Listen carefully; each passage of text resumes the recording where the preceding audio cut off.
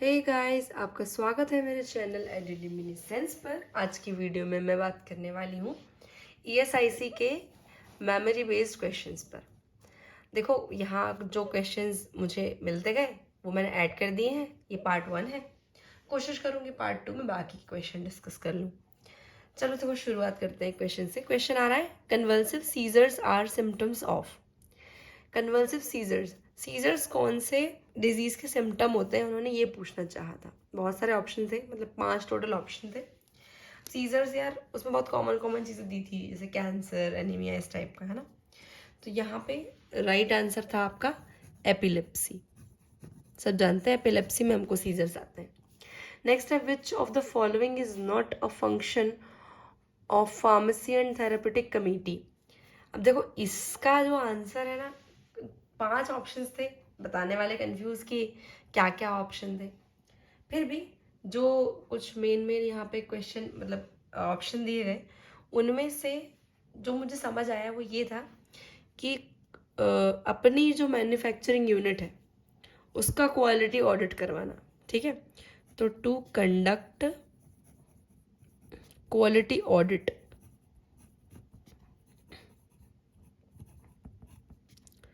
Of their own manufacturing unit, इनकी manufacturing unit का quality audit करवाना।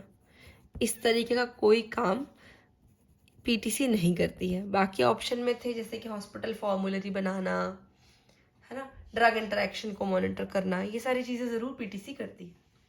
नेक्स्ट आता है, drug abuse is a condition. Drug abuse वो कंडीशन होती है जब किसी ड्रग का इस्तेमाल किया जाए, use of drug other than medical condition. जैसे कि एग्जाम्पल के तौर पे हम कोई ड्रग ले लेते हैं, कोई भी साइकोट्रॉपिक ड्रग है, ठीक है, हम उसको सिर्फ नशा करने के हिसाब से खा रहे हैं, उसकी ज़रूरत नहीं है, फिर भी हम उसे खाए जा रहे हैं, ठीक है, तो उसको हम बोलते हैं ड्रग अब्यूज़। फिर नेक्स्ट आता है, doxorubicin and daunorubicin are derived from. ये 2 एंटीबायोटिक्स है, ये कहाँ से डिराइव होती है, मतलब ये किस केमिकल का क्या डेरिवेटिव है, ये पूछना चाह रहे हैं। तो इसका आंसर है एंथ्रासाइक्लिन। इसके अलावा एंथ्राक्विनोन, इस टाइप से बहुत सारे थे, पर हम जानते हैं इसका आंसर क्या है, एंथ्राक्विनोन, एंथ्रासाइक्लिन, सॉरी।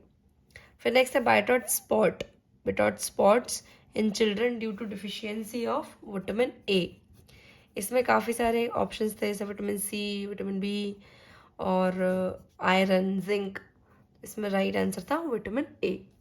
नेक्स्ट आता है, universal antidote is a combination, condition नहीं कॉम्बिनेशन है, कॉम्बिनेशन ऑफ। देखो, इसमें ना बहुत सारी चीज़ दी थी, फिनोथायाजीन और पता नहीं क्या क्या, है ना, फिनोबार्बिटोन, इस टाइप से। पर हमें पता है कि एंटीडोट की बात करें वो भी यूनिवर्सल, तो उसमें ऐसी कोई चीज़ होगी जो कि सबसे पहले तो हमारे एब्जॉर्प्शन को रोके, तो चारकोल। ऐसा जो प्रेसिपिटेशन करवा दे, यानी कि टैनिक एसिड। और एक मैग्नीशियम हाइड्रोक्साइड जो कि एड्सॉर्बेंट का काम करे, है ना। हमें 3 तरीके के अलग अलग क्या मिल गए, मतलब न्यूट्रलाइज करे कहना चाहिए मुझे। तो ये 3 तरीके की चीज़ों को मिला के बनता है यूनिवर्सल एंटीडोट। नेक्स्ट आता है, गामा अमीनो ब्यूटारिक एसिड क्या है, what is gamma amino butyric acid. तो ये एक तरीके का न्यूरोट्रांसमीटर है, ये हमने बहुत पढ़ रखा है, गाबा, राइट। फिर नेक्स्ट आता है, following sentence is true about buffer. अब देखो, यहाँ पे फॉलोइंग सेंटेंस में जितने सेंटेंस वहाँ पे दिए थे वो मैं डिस्कस तो नहीं कर सकती, मतलब वो मैं बता तो नहीं सकती हूँ एग्जैक्टली, क्योंकि मेमोरी बेस्ड है। जिसकी जैसी मेमोरी के हिसाब से मुझे आंसर्स मिले, तो मैंने उनको थोड़ा कंपाइल करने की कोशिश की है। तो जहाँ तक मुझे समझ में आया, यहाँ से क्वेश्चन आया था, 3 सेंटेंस दिए हुए थे बफर्स के बारे में। पहला सेंटेंस ये था कि बफर्स अपना पीएच बदल देते हैं एट एटमॉस्फेरिक कंडीशन, ठीक है, मतलब एटमॉस्फेरिक कंडीशन के चेंज होने पर बफर अपना पीएच बदल देते हैं, तो जो कंप्लीटली गलत था, ठीक। दूसरी चीज़ थी कि स्लाइट चेंजेस पर, स्लाइट एडिशन ऑफ एसिड और base can change the pH of buffer, मतलब कि थोड़ा सा अभी अगर हम एसिड और बेस डालते हैं तो बफर का पीएच बदल जाता है। और एक था, the pH of buffer can be changed bye dilution. अच्छा एक मिनट, ये जो सेकंड वाला जो मैं बोल रही हूँ उसमें ये था कि the pH of buffer can not be changed by addition of slight amount of acid और बेस, यानी कि बफर का pH बदलता नहीं है on the addition of slight amount of acid और बेस। तो उसमें से ना राइट आंसर यही वाला था कि थोड़ा सा एसिड या बेस डालने पर इसका pH नहीं बदलता है। ठीक, बाकी दो गलत थे। राइट, अब मेमोरी के हिसाब से तो मुझे लगता है यही वाला सही था। चलो बढ़ते हैं नेक्स्ट क्वेश्चन की तरफ।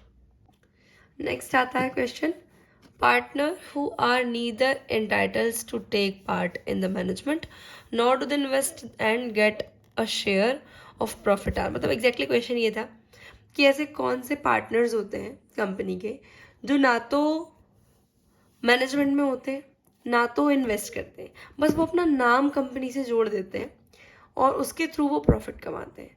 तो ऐसे पार्टनर्स को हम क्या कहते हैं?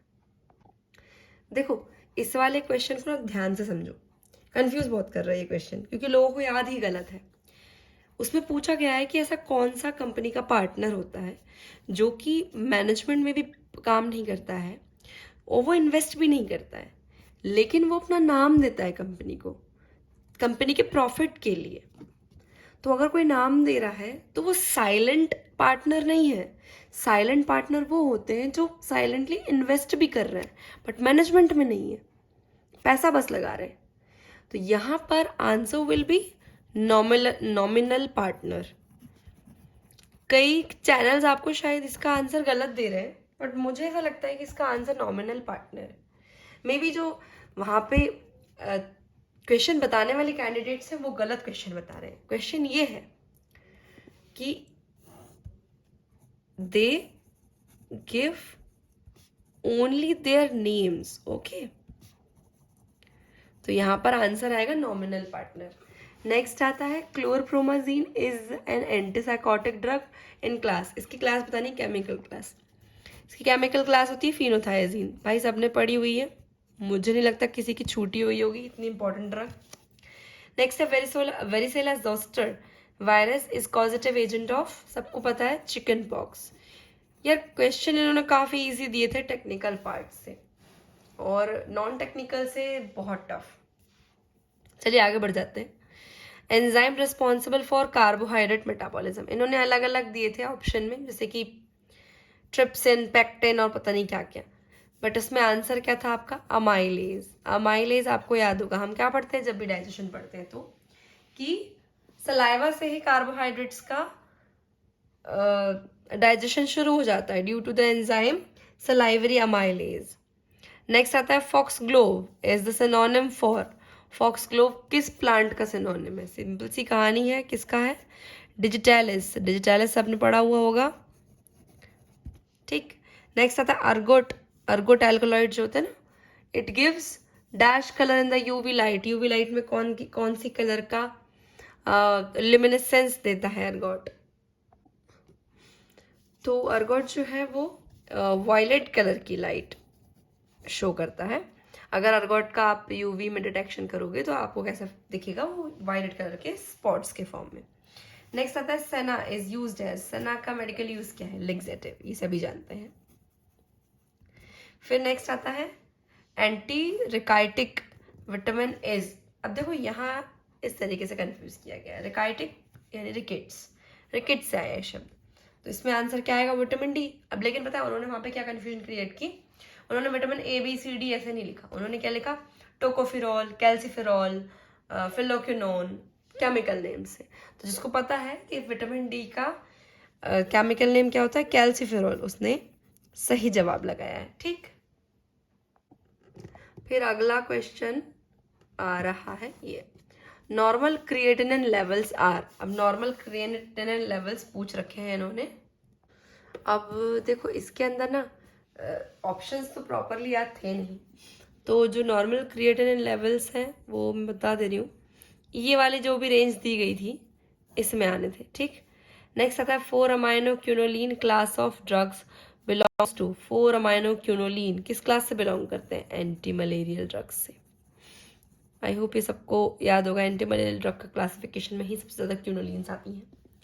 फिर next formation of glycogen to glucose. From glucose मुझे कहना चाहिए।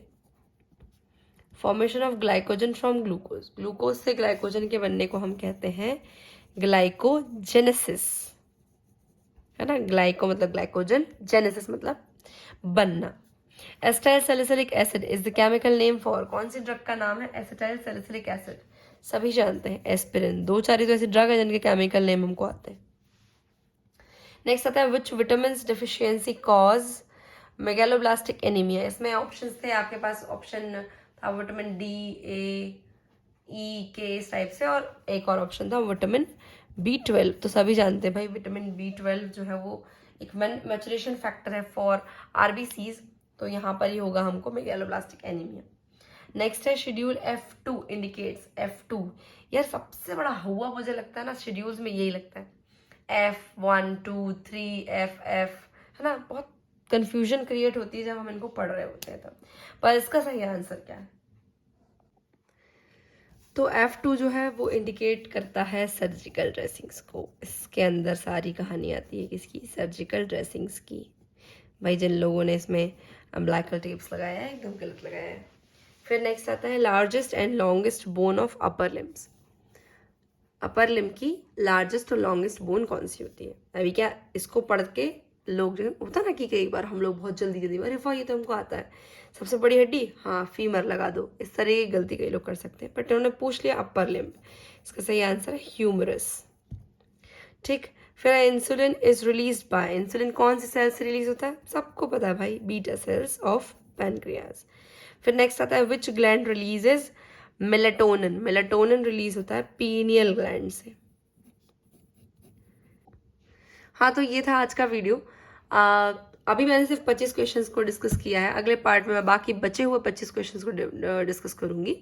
वीडियो पसंद आई हो तो लाइक कर दीजिएगा, शेयर कर दीजिएगा, और चैनल को सब्सक्राइब नहीं किया है तो देर मत करो, सब्सक्राइब करो ताकि ऐसी ही जानकारी तुम्हें मिलती रहे। Thanks for watching.